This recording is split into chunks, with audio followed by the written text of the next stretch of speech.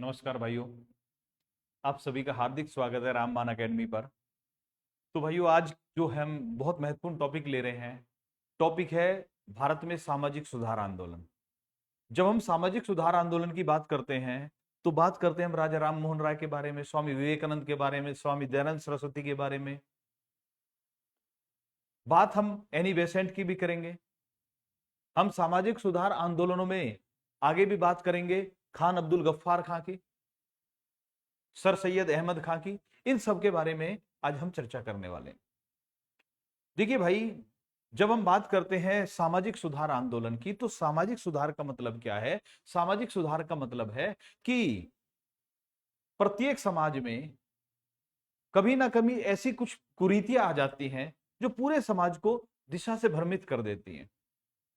तो ऐसे में कोई व्यक्ति होते हैं जो उस समाज की कुरीतियों को दूर करने के लिए जो कदम उठाते हैं, लोगों को जागरूक करते हैं, और यही जागरूकता एक दिन आंदोलन बन जाती है। तो भारत में ऐसे बहुत सारे आंदोलन हुए जिन्हें हम सामाजिक सुधार आंदोलन कह सकते हैं। अलग अलग लोगों द्वारा ऐसे बहुत सारे सामाजिक सुधार आंदोलन किए गए। भारत में जब सामाजिक सुधारों की बात आती है तो सबसे पहला जो नाम आता है वो किसका आता है? सामाजिक सुधारों में सबसे पहला नाम आता है राजा राम मोहन राय का।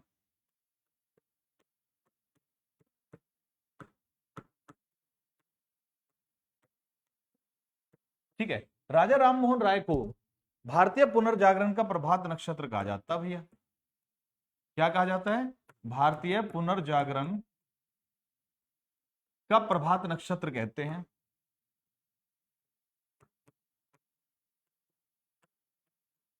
ठीक है, यानी morning star of Indian Renaissance. भारतीय पुनर्जागरण का प्रभात नक्षत्र कहा जाता है कि भारत में पुनर्जागरण की शुरुआत राजा राम मोहन राय ने ही की। अब इन्होंने, चाहे वो बात करें हम सती प्रथा के विरोध की बात करें, चाहे दूसरे बात करें, चाहे एकेडमिक जो चीजें की, जैसे इन्होंने हिंदू कॉलेज की स्थापना की, आत्मीय सभा की स्थापना की, ब्रह्म समाज की स्थापना की, ये सब बहुत सारे काम किए। इन्हें नेताजी सुभाष चंद्र बोस ने युगदूत की संज्ञा दी। तो राजा राममोहन राय से ही शुरुआत करते हैं हम। राजा राममोहन राय को भारतीय पुनर्जागरण का प्रभात नक्षत्र कहा जाता है।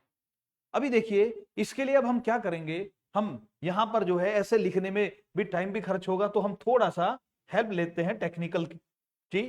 तो देखिए, हमने बात करी यहां पर राजा राममोहन राय के बारे में। तो राजा राममोहन राय के बारे में आप जानकारी ये लिखेंगे। देखिए, राजा राममोहन राय को भारतीय पुनर्जागरण का प्रभात नक्षत्र कहा जाता है। इन्हें अतीत और भविष्य के बीच सेतु कहा जाता है, यानी कि जो पास्ट है और फ्यूचर है इसके बीच ब्रिज का काम किया किसने? राजा राममोहन राय ने। पास्ट और फ्यूचर, अतीत और भविष्य के बीच सेतु, सेतु यानी पुल यानी ब्रिज के कहा जाता है। नेताजी सुभाष चंद्र बोस ने इन्हें युगदूत कहा। बहुत इंपॉर्टेंट कि राजा राममोहन राय को युगदूत किसने कहा? नेताजी सुभाष चंद्र बोस ने कहा। इन्हें भारतीय पुनर्जागरण का प्रभात कहा जाता है, प्रभात नक्षत्र। इन्हें अतीत और भविष्य के बीच सेतु यानी पुल कहा जाता है। नेताजी सुभाष चंद्र बोस ने इन्हें युगदूत कहा। इन्होंने 1814 ईस्वी में आत्मीय सभा की स्थापना की। काफी इंपॉर्टेंट है, आत्मीय सभा की स्थापना किसने की?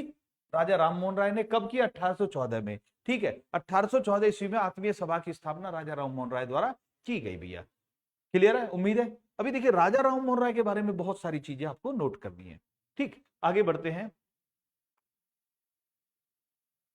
जब हम बात करते हैं राजा राममोहन राय की, तो यहां पर 1814 में तो इन्होंने आत्मीय सभा की स्थापना की। यहां पर देखिए दूसरी चीज, 1817 ईस्वी में डेविड हेयर की सहायता से हिंदू कॉलेज, याद रखना एक और हिंदू कॉलेज आएगा इसके 80 साल बाद, एक और 80 साल बाद हिंदू कॉलेज आएगा। अभी हम सिर्फ इसकी बात कर रहे हैं। राजा राममोहन राय ने 1817 ईस्वी में डेविड हेयर की सहायता से हिंदू कॉलेज की स्थापना की। तो हिंदू कॉलेज की स्थापना किसने की? राजा राममोहन राय ने और डेविड हेयर ने। ठीक है, उम्मीद है क्लियर हो गया होगा। दिख तो सही रहा ना? थोड़ा सा मैं इसको कि विड्थ बढ़ा देता हूं भाई मैं। ओके, ठीक है जी, आगे बढ़ते हैं। इन्होंने वेदांत कॉलेज की भी स्थापना की, आत्मीय सभा की स्थापना की, हिंदू कॉलेज की स्थापना की। हिंदू कॉलेज में इनके साथ कौन थे? David Hare. इन्होंने वेदांत कॉलेज की भी स्थापना की। इन्होंने 1828 ईस्वी में ब्रह्म समाज की स्थापना की। किसकी स्थापना की? ब्रह्म समाज की। 1828 ईस्वी में ब्रह्म समाज की स्थापना की। ठीक है। इन्होंने संवाद कौमुदी एवं मिरातुल अखबार पत्र का संपादन किया। Very important. संवाद कौमुदी अखबार और मिरातुल अखबार का संपादन किसने किया? राजा राममोहन राय ने किया। हर लाइन जो भी लिखी हुई है यहां पर कई कई बार एग्जाम में पूछी गई है, आप इनको इग्नोर नहीं कर सकते। हर एक लाइन को ध्यान से देखिए। ठीक है। राजा राममोहन राय ने 1817 में डेविड हेयर की सहायता से हिंदू कॉलेज की स्थापना की। इन्होंने वेदांत कॉलेज की स्थापना भी की। 1828 में ब्रह्म समाज की स्थापना की और संवाद कौमुदी मिरातुल अखबार पत्रों का संपादन भी किया। मैंने कहा एक ये हिंदू कॉलेज है, एक आएगा एनी बेसेंट वाला, अभी उस पर आते हैं। ठीक है। यहां बनारस में जो बनाया था वो उसके बारे में बात करेंगे अभी हम। तो यहां तक हो गया, आगे बढ़ते हैं भैया। इसके बाद हम देखते हैं राजा राममोहन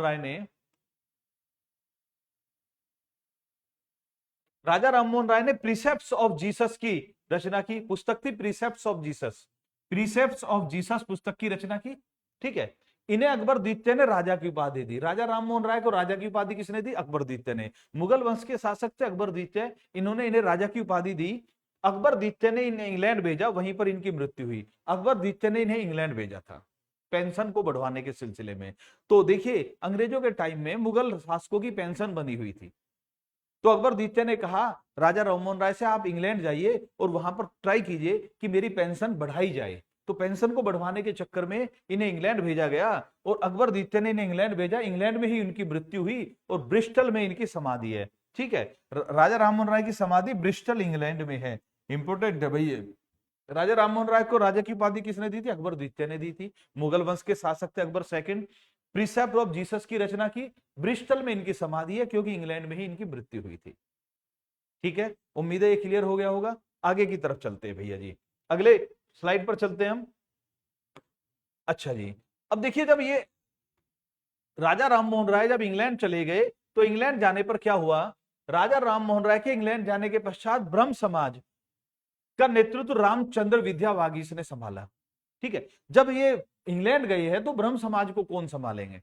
तो ब्रह्म समाज को संभाला रामचंद्र विद्या वागीश ने। राजा राममोहन राय के इंग्लैंड जाने पर ब्रह्म समाज को किसने संभाला? रामचंद्र विद्या वागीश ने संभाला। उनके बाद द्वारिका नाथ टैगोर और केशव चंद्र सेन। उनके बाद रामचंद्र विद्या वागीश के बाद द्वारिकानाथ टैगोर और केशव चंद्र सेन के बीच आ गए और फिर इनमें धीरे धीरे मनमुटाव होने लगे। फिर इसमें ब्रह्म समाज के भी दो भाग हो गए, अभी वहां पर भी आएंगे। ठीक है। तो एज चीज लिख लीजिए भैया जी। अगर किसी को ज्यादा मतलब लिखने में प्रॉब्लम आ रही है तो वो स्क्रीनशॉट ले सकते हैं, लेकिन कोशिश कीजिए लिखने की।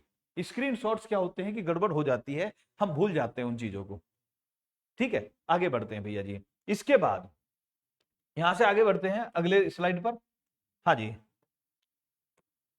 अब देखिए जैसा मैंने बताया कि ब्रह्म समाज में फिर आपस में मनमुटाव होने लगा। मनमुटाव हुआ तो ब्रह्म समाज के विभाजन के बाद केशव चंद्र सेन ने भारतीय ब्रह्म समाज की स्थापना की। तो ब्रह्म समाज की स्थापना किसने की? राजा राममोहन राय ने। भारतीय ब्रह्म समाज की स्थापना ब्रह्म समाज के विभाजन होने के बाद बनता है और इसकी स्थापना किसने की? केशव चंद्र सेन ने। केशव चंद्र सेन, आगे भी इनका जिक्र आएगा। ठीक है। ब्रह्म समाज के विभाजन के बाद केशव चंद्र सेन ने भारतीय ब्रह्म समाज की स्थापना की। ये भी क्लियर। यहां पर देखिए ब्रह्म समाज के विरोध में राधाकांत देव ने 1830 ईस्वी में कलकत्ता में धर्म सभा की स्थापना की। जब ब्रह्म समाज की स्थापना की राजा राममोहन राय ने तो कुछ लोगों ने कहा कि भाई ये जो पढ़ा रहे हैं, ये जो सिखा रहे हैं, ये जो लोगों को इकट्ठा कर रहे हैं, ये धर्म से दूसरी तरफ ले जा रहे हैं, हमारे धर्म में हस्तक्षेप कर रहे हैं, हमारे धर्म के साथ छेड़खानी कर रहे हैं। ऐसा कुछ लोगों का मानना था। तो अब ब्रह्म समाज शक्तिशाली होता जा रहा था तो उसका विरोध करना जरूरी था कुछ लोगों की नजर में। तो उन्होंने क्या किया? उन्होंने किया राधाकांत देव ने 1830 ईस्वी में कलकत्ता में धर्म सभा की स्थापना की कि जो राजा राममोहन राय का ब्रह्म समाज लोगों को धर्म से हटा रहा है उनको दोबारा से अपने उसी धर्म पर लगाया जाए। क्योंकि वो ब्रह्म समाज जो था वो क्या कहता था? ये धार्मिक कार्य आप ऐसे कर रहे हो, गलत कर रहे हो, इसको मत कीजिए। तो कुछ लोगों ने धर्म के मामलों में हस्तक्षेप समझा और ब्रह्म समाज के विरोध में 1830 में राधाकांत देव ने किसकी स्थापना की? धर्म सभा की स्थापना की। वेरी वेरी इंपोर्टेंट, बहुत ही महत्वपूर्ण है भाई, नोट जरूर कर लेना। ठीक है। आगे बढ़ते हैं भैया जी। इसके बाद अब देखिए इनके बाद जो दूसरे व्यक्ति आते हैं, इनका नाम स्वामी दयानंद सरस्वती। स्वामी दयानंद सरस्वती की बात करें तो इनके बचपन का नाम क्या था? मूला शंकर था। स्वामी दयानंद सरस्वती जिन्होंने आर्य समाज की स्थापना की, ठीक है, स्वामी दयानंद सरस्वती का बचपन का नाम मूला शंकर था भाई। ठीक, इन्होंने 1875 ईस्वी में आर्य समाज की स्थापना की। वो ब्रह्म समाज 1828, यहां 1875 ईस्वी में आर्य समाज की स्थापना की। आर्य समाज का उद्देश्य वैदिक धर्म को शुद्ध रूप में स्थापित करना था। तो स्वामी दयानंद सरस्वती कह रहे थे कि जो हमारे वेदों में लिखा हुआ वो सर्वश्रेष्ठ है, वो बिल्कुल सत्य है, हमें वेदों का पालन करना है। आज भी आर्य समाज को मानने वाले वेदों पर विश्वास करते हैं। वो कहते थे कि जो बीच में कुरीतियां आ गई हैं, जो कर्मकांड ज्यादा हो गए हैं, वो गलत है। ऐसा स्वामी दयानंद सरस्वती का मानना था। तो वो मूर्ति पूजा को गलत मान रहे थे, वो वेदों को सही मान रहे थे। तो स्वामी दयानंद सरस्वती किसको श्रेष्ठ मानते थे? वैदिक धर्म को शुद्ध रूप में स्थापित करना चाहते थे। ठीक है, कि जो वेदों में लिखी हुई चीज है उसको शुद्ध रूप में स्थापित कीजिए, ऐसा स्वामी दयानंद सरस्वती का मानना था। और इनकी प्रसिद्ध पुस्तक का नाम सत्यार्थ प्रकाश है। सत्यार्थ प्रकाश बहुत पॉपुलर पुस्तक है। किसकी है? स्वामी दयानंद सरस्वती की पुस्तक है। ठीक है, स्वामी दयानंद सरस्वती का बचपन का नाम मूला शंकर। 1875 ईस्वी में इन्होंने किसकी स्थापना की? आर्य समाज की स्थापना की। और पुस्तक का नाम सत्यार्थ प्रकाश। एक बार आप चाहे तो स्क्रीनशॉट ले सकते हैं भाई। ओके, आगे बढ़ते हैं भाई, अगले लाइन पर चलते हैं। आगे बात करते हैं स्वामी दयानंद सरस्वती की। तो स्वामी दयानंद सरस्वती को उत्तर भारत का मार्टिन लूथर कहा जाता है। इन्हें उत्तर भारत का मार्टिन लूथर कहा जाता है। किसको भाई? स्वामी दयानंद सरस्वती को उत्तर भारत का मार्टिन लूथर कहा जाता है। ठीक है, आगे बढ़ते हैं। इन्होंने शुद्धि आंदोलन चलाया। शुद्धि आंदोलन का मतलब क्या था? इन्होंने कहा कि कुछ समय, मतलब मुगलों के समय में या दिल्ली सल्तनत के समय में बहुत सारे हिंदू जो थे वो कहां पहुंच गए थे? वो पहुंच गए थे दूसरे धर्मों में परिवर्तित हो गए थे। कुछ ने इस्लाम धर्म अपना लिया, कुछ ने ईसाई धर्म अपना लिया। तो इन्होंने, स्वामी दयानंद सरस्वती ने कहा कि ऐसे हिंदू जो अभी दूसरा धर्म अपना चुके उनको वापस लाया, उनको वापस लाएं। तो उसके लिए इन्होंने एक आंदोलन चलाया, शुद्धि आंदोलन। इन्होंने शुद्धि आंदोलन चलाया। सबसे पहले स्वराज शब्द का प्रयोग इन्होंने ही किया। स्वराज शब्द का प्रयोग सबसे पहले इन्होंने किया भाई, याद रखना। ठीक है, आगे बढ़ते हैं भाई। स्वामी दयानंद सरस्वती ने वेदों की ओर लौटो का नारा दिया। बैक टू वेदाज, सभी जानते हैं बैक टू वेदाज या वेदों की ओर लौटो का नारा किसने दिया? स्वामी दयानंद सरस्वती ने। क्या हुआ? मूला शंकर बचपन का नाम था। 1875 में आर्य समाज की स्थापना की। इनका मेन उद्देश्य था वेदों को शुद्ध रूप में लागू करना। ठीक है, सत्यार्थ प्रकाश पुस्तक थी। उत्तर भारत का मार्टिन लूथर कहा जाता है स्वामी दयानंद सरस्वती को। सब शुद्धि आंदोलन चलाया। सबसे पहले स्वराज शब्द का प्रयोग इन्होंने ही किया। और स्वामी दयानंद सरस्वती ने एक नारा दिया, नारे का नाम था वेदों की ओर लौटो या बैक टू वेदास। ठीक है, आगे बढ़ते हैं भैया जी। अब आ जाते हैं स्वामी दयानंद सरस्वती के बाद स्वामी विवेकानंद पर। ओके जी, स्वामी विवेकानंद का नाम था नरेंद्र नाथ दत्त। स्वामी विवेकानंद का ओरिजिनल नाम था नरेंद्र नाथ दत्त। बचपन में ही बहुत विलक्षण प्रतिभा के धनी थे। खेतड़ी के राजा ने कहा कि आपके लिए ये नाम सूट नहीं कर रहा, नाम को चेंज कीजिए। तो खेतड़ी के राजा के कहने पर इन्होंने अपना नाम रखा स्वामी विवेकानंद। स्वामी विवेकानंद का बचपन का नाम नरेंद्र नाथ दत्त था। खेतड़ी के राजा कुंवर अजीत सिंह के कहने पर इन्होंने अपना नाम स्वामी विवेकानंद रखा। खेतड़ी के राजा कुंवर अजीत सिंह के कहने पर क्या रख दिया? स्वामी विवेकानंद नाम रखा। इनका जन्म 12 जनवरी 1863 को कोलकाता में हुआ। यहां पर मैंने पूरी डेट लिख दी, 12 जनवरी 1863। पूछा जाता है 12 जनवरी को राष्ट्रीय युवा दिवस इन्हीं के जन्मदिन के उपलक्ष्य में मनाया जाता है। और कई एग्जाम में ये पूछ लेते हैं कि कब हुआ, तो 1863 में हुआ। 12 जनवरी 1863 को कोलकाता में किसका जन्म हुआ? स्वामी विवेकानंद का जन्म हुआ। और इनके जन्मदिन को कौन से राष्ट्रीय युवा दिवस के रूप में मनाते हैं? नरेंद्र नाथ दत्त मूल नाम था। खेतड़ी के राजा कुंवर अजीत सिंह के कहने पर इन्होंने नाम विवेकानंद रखा, स्वामी विवेकानंद। और 12 जनवरी 1863 को कोलकाता में जन्म हुआ। स्वामी विवेकानंद जिनके साथ सिस्टर निवेदिता जुड़ी हुई थी। स्वामी विवेकानंद जिन्होंने धर्म सभा को संबोधित किया। सारी चीज आ रही है आपके सामने, आ जाइए भाई। ठीक,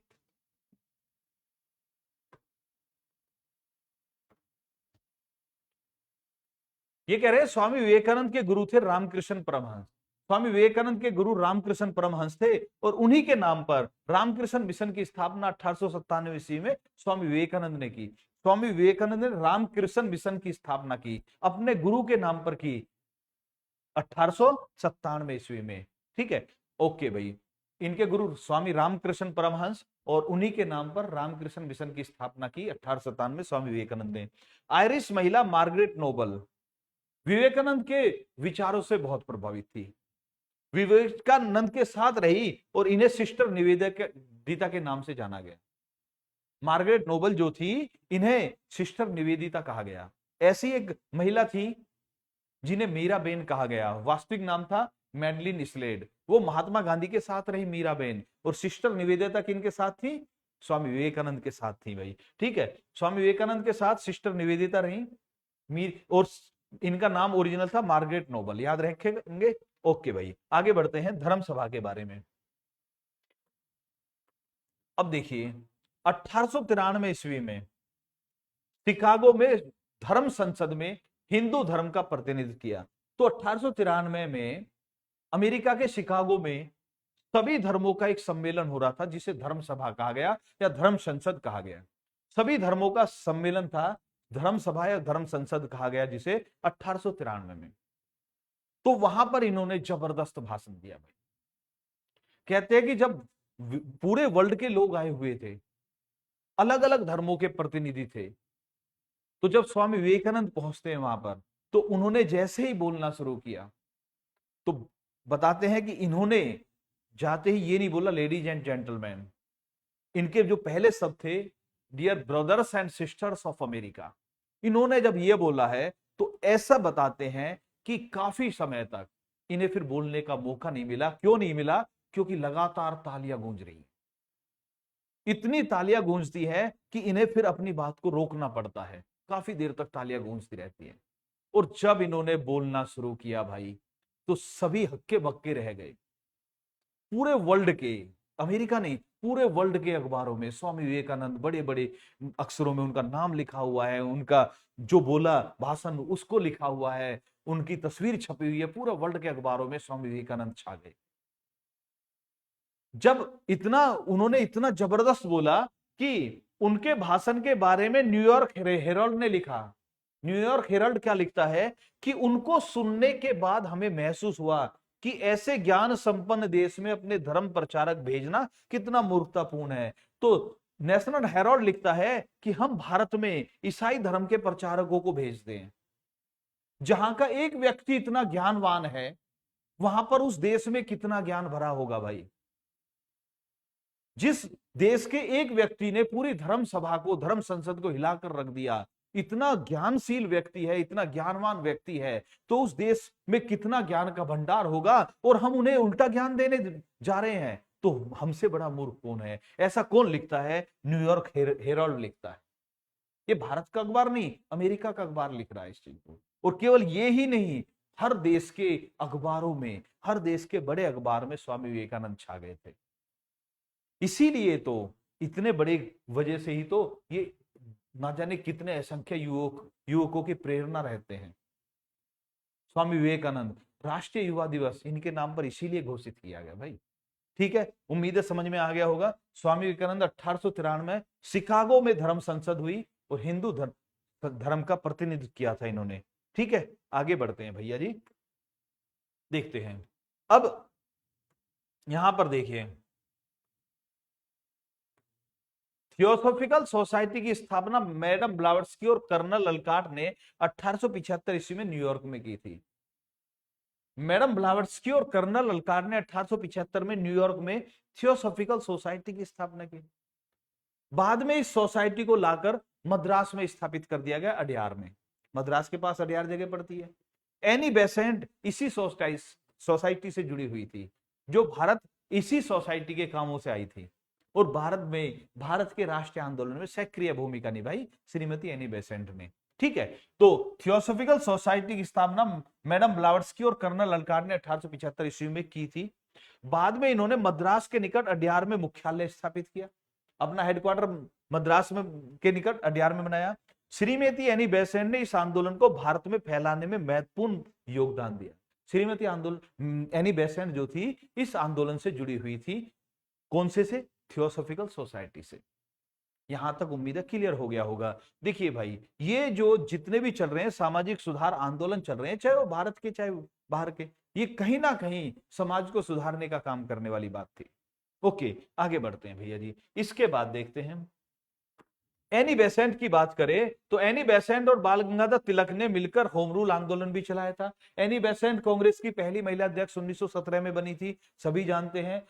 ठीक है, माता बसंत बोलते हैं इनको। एनी बेसेंट बाल गंगाधर तिलक ने मिलकर होम रूल आंदोलन भी चलाया।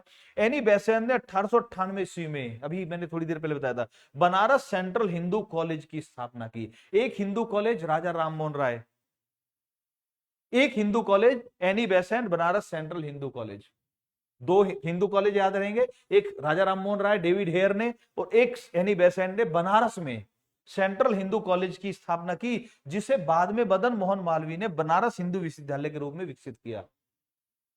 बीएचयू बनारस हिंदू यूनिवर्सिटी, यही बनारस सेंट्रल हिंदू कॉलेज बन गया, बाद में बनारस हिंदू यूनिवर्सिटी बन गया।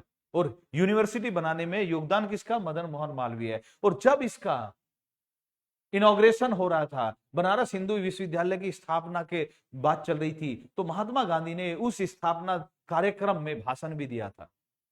और उसी भाषण में रामचंद्र शुक्ल वगैरह उन्हें मिले थे, फिर वो उन्हें चंपारण के लिए आमंत्रित किया था। इसी समय की बात है, समझ में आ गया। 1898 में बनारस में सेंट्रल हिंदू कॉलेज की स्थापना किसने की? एनी बेसेंट ने। डेविड हेयर और राजा राममोहन राय ने इनसे 80 साल पहले हिंदू कॉलेज की स्थापना की थी, याद है, अभी थोड़ी देर पहले बताया था मैंने। ठीक है, और यही सेंट्रल हिंदू कॉलेज बाद में बनारस हिंदू विश्वविद्यालय बन गया। उम्मीद है यहां तक क्लियर हो गया होगा। आगे बढ़ते हैं भाई। हाँ जी, अब देखिए एक और व्यक्ति आ गए हमारे यहां पर, व्यक्ति का नाम है Henry Vivian Derozio. Young Bengal आंदोलन के जनक Henry Vivian Derozio, young Bengal आंदोलन के जनक हेनरी विवियन डेरोजी थे। इन्हें आधुनिक भारत का प्रथम राष्ट्रकवि कहा जाता है। हेनरी विवियन डेरोजियो को आधुनिक भारत का पहला राष्ट्रकवि कहा जाता है भैया जी। ठीक है, ओके। दूसरा, अहमदिया आंदोलन मिर्जा गुलाम अहमद ने चलाया। अहमदिया आंदोलन मिर्जा गुलाम अहमद ने पंजाब में शुरू किया। ये खुद को भगवान कृष्ण का अवतार कहते थे, ये स्वयं को भगवान कृष्ण का अवतार कहते थे। मिर्जा गुलाम अहमद ने कौन सा आंदोलन चलाया? अहमदिया आंदोलन चलाया। इंपॉर्टेंट है भैया, देखिए आप भी पढ़ने के बाद आप कह दोगे, वास्तव में पूछा जा सकता है ऐसा क्वेश्चन। हमारा हमने जो कोशिश की है वो हमने सारे जितने भी सामाजिक सुधार आंदोलन थे उनमें से क्रीम को निकालकर आपके सामने, मतलब गागर में सागर वाली बात कोशिश कर रहे हैं। ठीक है, वरना तो आप जानते हैं कि ब्रह्म समाज, आर्य समाज, थियोसॉफिकल सोसाइटी, इन सब के बारे में ही पूरा का पूरा 1 घंटा हो सकता, 3 चीजों पर। लेकिन अभी हम सिर्फ गागर में सागर वाली बात कर रहे हैं यहां पर। तो यंग बंगाल आंदोलन के जनक हेनरी विवियन डेरोजियो, इन्हें आधुनिक भारत का पहला राष्ट्रकवि कहा जाता है। अहमदिया आंदोलन मिर्जा गुलाम अहमद ने कहां शुरू किया? पंजाब में शुरू किया। ये खुद को क्या कहते थे? कृष्ण का अवतार कहते थे, भगवान कृष्ण का अवतार मानते थे मिर्जा गुलाम अहमद खुद को। आगे बढ़ते हैं भैया जी। इसके बाद अब अहमदिया आंदोलन था वो, अब अलीगढ़ आंदोलन की बात करते हैं। अलीगढ़ आंदोलन के जनक सर सैयद अहमद खां थे। सर सैयद अहमद खां अलीगढ़ आंदोलन के जनक थे। इन्होंने 1875 में, 1875 में 3 चीजें हो गई, देख लेना भाई। ठीक है, 1875 में आर्य समाज, 1875 में थियोसॉफिकल सोसाइटी और 1875 में मोहम्मडन एंग्लो ओरिएंटल स्कूल अर्थात आंग्ल मुस्लिम स्कूल की स्थापना अलीगढ़ में की, जो अलीगढ़ मुस्लिम यूनिवर्सिटी बना बाद। अलीगढ़ मुस्लिम यूनिवर्सिटी या मोहम्मडन एंग्लो ओरिएंटल स्कूल अर्थात आंग्ल मुस्लिम स्कूल की स्थापना अलीगढ़ में किसने की? सर सैयद अहमद खां। ये कह रहे थे सर सैयद अहमद खां कि मुस्लिमों को इंग्लिश पढ़नी चाहिए, मुस्लिमों को आधुनिक शिक्षा मिलनी चाहिए। तो सर सैयद अहमद खां मुस्लिमों को आधुनिक शिक्षा के फेवर में थे और इसीलिए इन्होंने मोहम्मडन एंग्लो ओरिएंटल स्कूल की स्थापना की 1875 में। ठीक है, अच्छा जी। सर सैयद अहमद खां को जवाद उद दौला और आरिफ जंग की उपाधि दी गई। इन्हें उपाधि कौन सी दी? जवाद उद दौला और आरिफ जंग की उपाधि दी गई। अब देखिए, जब ये कह रहे थे मुसलमानों को इंग्लिश पढ़नी है तो इनका विरोध भी हुआ, इनके खिलाफ फतवा भी जारी हुआ। किसके खिलाफ? सर सैयद अहमद खां के। यहां तक समझ में आ गया। सर सैयद अहमद खां को जवाद उद दौला और आरिफ जंग की उपाधि दी गई, ये क्लियर हो चुका है। आ जाते हैं भाई, क्या हुआ था वो देखते हैं। अब जब ये तो बोल रहे थे इंग्लिश शिक्षा पढ़ानी है, तो ऐसे में ऐसे में क्या होता है, देवबंद आंदोलन ने अंग्रेजी शिक्षा का विरोध किया। सर सैयद अहमद खां कह रहे थे इंग्लिश पढ़ानी है, देवबंद आंदोलन ने कहा, देवबंद वाले ने कहा कि भाई इंग्लिश शिक्षा पढ़ाना ही नहीं है, इसका विरोध किया। इन्होंने सर सैयद अहमद के अलीगढ़ आंदोलन के खिलाफ फतवा जारी कर दिया। किसने?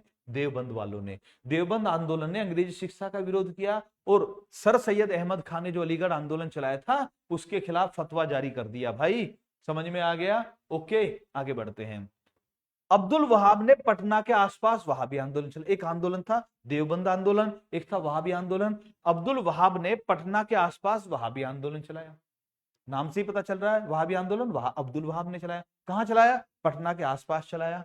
और बढ़ते हैं, एक और है लाल कुर्ती आंदोलन। ये जो आंदोलन था, देवबंद आंदोलन, अब्दुल वहाब का आंदोलन, ये अलीगढ़ आंदोलन, ये यूपी और बिहार के पास है। लेकिन ये जो लाल कुर्ती आंदोलन है ये पाकिस्तान की तरफ, बलूचिस्तान की तरफ, पाकिस्तान का जो क्षेत्र बलूचिस्तान उधर की तरफ चला था लाल कुर्ती आंदोलन। लाल कुर्ती आंदोलन खान अब्दुल गफ्फार खान, जिन्हें सीमांत गांधी कहा गया, फ्रंटियर गांधी। फ्रंटियर गांधी क्यों? क्योंकि भारत की बिल्कुल सीमा के आसपास के क्षेत्रों में काम कर रहे थे। जो पाकिस्तान और अफगानिस्तान का बॉर्डर, तब तो भारत और अफगानिस्तान का बॉर्डर था, उस एरिया में काम कर रहे थे, इसलिए इन्हें फ्रंटियर गांधी या सीमांत गांधी कहा गया। लाल कुर्ती आंदोलन खान अब्दुल गफ्फार खान ने चलाया, सीमांत गांधी या बादशाह खां। इनके आंदोलनकारियों को खुदाई खिदमतगार कहा जाता था। तो लाल कुर्ती बहुत इंपॉर्टेंट है, पूछा जाता खुदाई खिदमतगार किसे कहा गया? लाल कुर्ती आंदोलन के जो आंदोलनकारी होते थे इन्हें खुदाई खिदमतगार कहते थे। खुदाई खिदमतगार का मतलब ऐसे लोग जो खुदा की खिदमत में रहते हैं, यानी कि भगवान की सेवा में रहने वाले लोगों को खुदाई खिदमतगार कहा। किसने? लाल कुर्ती आंदोलन के आंदोलनकारियों को खुदाई खिदमतगार कहा गया। यहां तक समझ में आ गया? तो सर सैयद अहमद खान ने अलीगढ़ मुस्लिम कॉलेज या Aligarh oriental, Mohammedan Anglo oriental college की स्थापना की। वो अंग्रेजी शिक्षा के सपोर्ट में थे। वो कह रहे थे कि अगर हमें वर्ल्ड के बराबर चलना है तो हमें इंग्लिश शिक्षा लेनी पड़ेगी। उनके खिलाफ देवबंद वालों ने फतवा जारी कर दिया अलीगढ़ आंदोलन के खिलाफ। ये अंग्रेजी शिक्षा का विरोध कर रहे थे। अब्दुल वहाब ने वहाबी आंदोलन चलाया पटना के निकट, और लाल कुर्ती आंदोलन किसने चलाया? सर खान अब्दुल गफ्फार खां और सीमांत गांधी ने।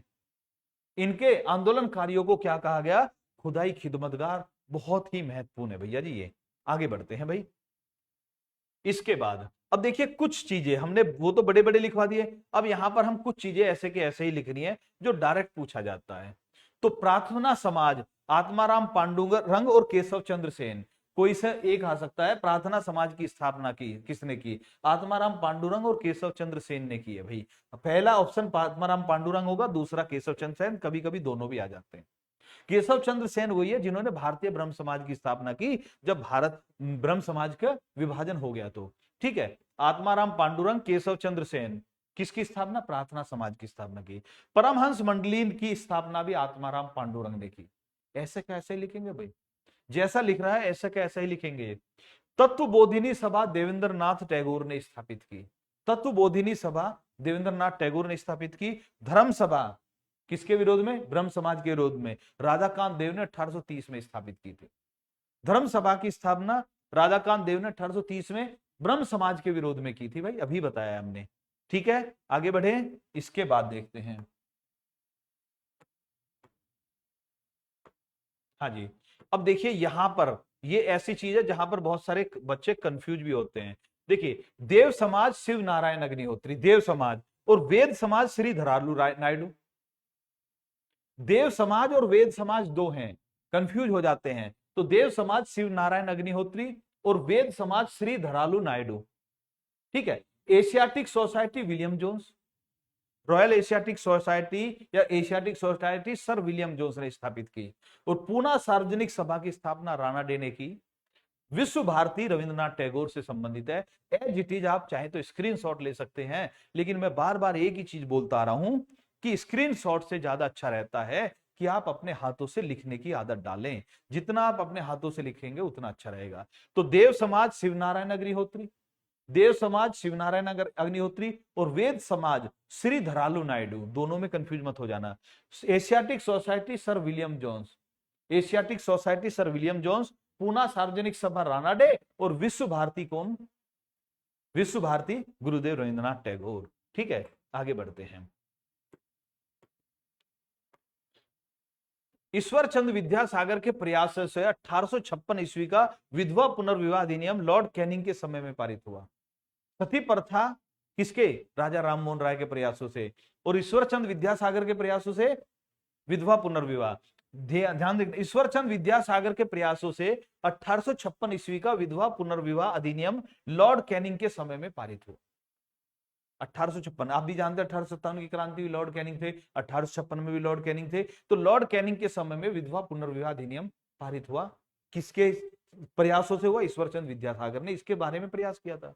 और 1929 ईस्वी का शारदा एक्ट बहुत महत्वपूर्ण है। 1929 ईस्वी का शारदा एक्ट किससे संबंधित है भाई? बाल विवाह से संबंधित है। किससे संबंधित है? बाल विवाह से संबंधित है। और ये जो बाल विवाह से संबंधित शारदा एक्ट था, ये सोचिए कि ये बाल विवाह पर रोक लगा रहा है। और रोक भी कैसी लगाई इसके देखिए, इसमें विवाह की न्यूनतम आयु लड़कियों के लिए 14 वर्ष और लड़कों के लिए 18 वर्ष की गई। इसमें लड़कियों के लिए न्यूनतम आयु 14 वर्ष की गई। अब आप समझ सकते हैं कि इससे पहले लड़कियों की आयु कितनी कम उम्र में शादी हो जाती होगी। 8 साल, 10 साल, 5 साल की उम्र में लड़कियों की शादी हो जाती थी। तो इस अधिनियम के द्वारा कहा गया कि 14 साल से कम उम्र की लड़कियों की शादी नहीं करनी। लड़कों के लिए 18 वर्ष की गई न्यूनतम आयु। कौन सा अधिनियम था? शारदा एक्ट था 1929 ईस्वी का, बाल विवाह पर रोक लगाने के लिए। अब आप समझ सकते हैं कि इससे पहले बाल विवाह कितना विकराल रूप में होगा। ठीक है भाई, तो ये जो चीजें हमने आपको बताई, ये कुछ सामाजिक सुधार आंदोलनों के बारे में क्रीम थी भाई, क्रीम मानकर चलिए। एक एक लाइन, हर लाइन एक क्वेश्चन थी। तो अगर किसी भाई ने इसका स्क्रीनशॉट नहीं लिया है तो वो इसका स्क्रीनशॉट ले सकते हैं। मैं इसको हटा देता हूं यहां से। ठीक है, ओके भाई, अब आप स्क्रीनशॉट ले सकते हैं। आज की क्लास में हम इतना ही रखते हैं भाई, अगली क्लास में फिर मुलाकात होगी। तब तक के लिए नमस्कार भाइयों, जय हिंद, वंदे मातरम।